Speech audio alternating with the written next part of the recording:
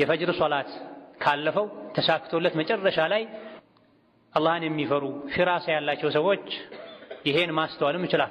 ፈጅር የማይሰግድ ሰው ፊቱ ላይ ድብርት፣ ገፍላ ይታይበታል።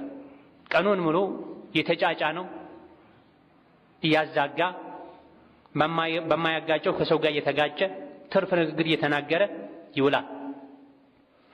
አላህን ፈርቶ አላህ ባዘዘው መሰረት ፈጅርን በሰዓቱ ከሰገደ ሰው በተቃራኒ አላህ ባዘዘው መሰረት ቀደም ብሎ ተዘጋጅቶ ሐያ ዐለ ሶላህ ለሚለው ሐያ ዐለል ፈላህ ለሚለው የአላህ ጥሪ መልስ ሰጥቶ ፈጅርን በሰዓቱ የሰገደ ሰው ንቁ ይሆናል።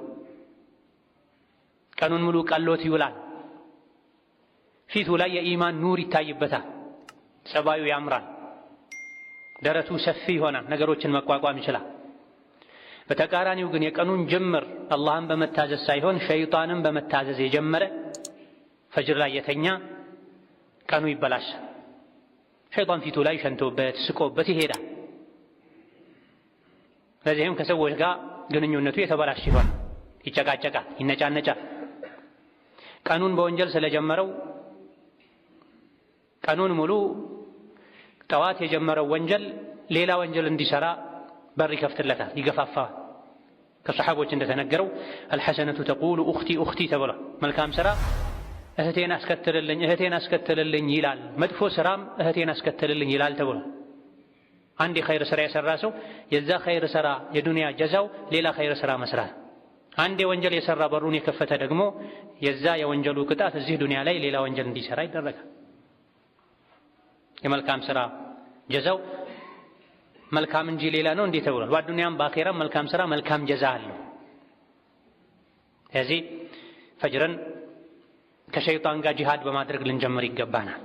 ገና ማለዳ ላይ ልንሸነፍ አይገባም። ባለፈው ሳምንት የተጠቀሱ አስባቦች አሉ፣ አጋዥ ነገሮች አሉ። እነዚያ አጋዥ ነገሮችን በመጠቀም ፈጅር ላይ የቀኑ ጅምር ላይ ሸይጣንን አሸንፈን ምቾትን፣ ድሎትን፣ ሙቀትን ርቀን ለአላህ ጥሪ መልስ ልንሰጥ ይገባናል። ወንዱም ሴቱም በፈጅር ጉዳይ አላህን ሊፈራ ይገባል።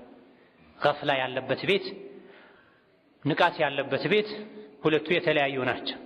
አባወራው ከገፈለ ግዴለሽ ከሆነ እማወራዋ ግዴለሽ ከሆነች ልጆችም የእነሱን መንገድ ነው የሚከተሉት። በተለይ አባወራ አባት ቤት የሚሰግድ ከሆነ ፈጅርን የሚያሳልፍ ከሆነ የሌሎችም ዕጣ ፈንታ ተመሳሳይ ነው የሚሆን። ፈጅርን በስርዓቱ ለመስገድ ከሚያግዙ ነገሮች አንዱ ራስን መውቀስ ነው፣ ራስን መተሳሰብ።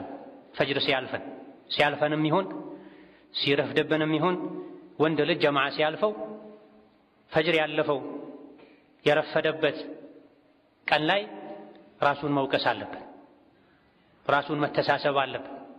ለምን አረፈድኩ፣ ለምን አመለጠኝ ብሎ የተቆጨ እንደዚህ አይነት ነገር እንዳይደገም እርምጃ ይወስዳል ራሱ ላይ። ምንም ካልመሰለው ግን ችግሩ ጥፋቱ ይደጋገማል።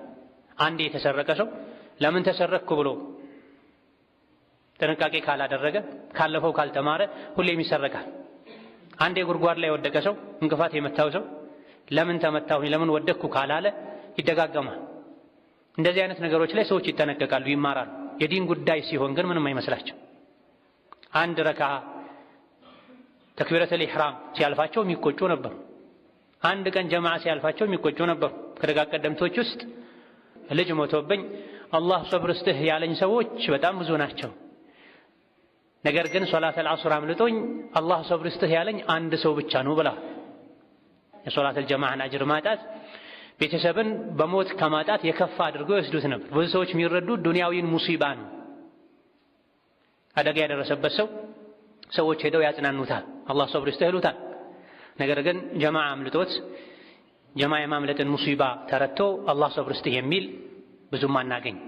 እዚህ ራሳችንን ልንወቅስ ይገባናል። ከእውነተኛ ሙእሚኖች ባህሪ አንዱ ክፍተት ከተፈጠረባቸው ከተሳሳቱ፣ ካጠፉ፣ ካጎደሉ የአላህን ሐቅ ራሳቸውን ይወቅሳል።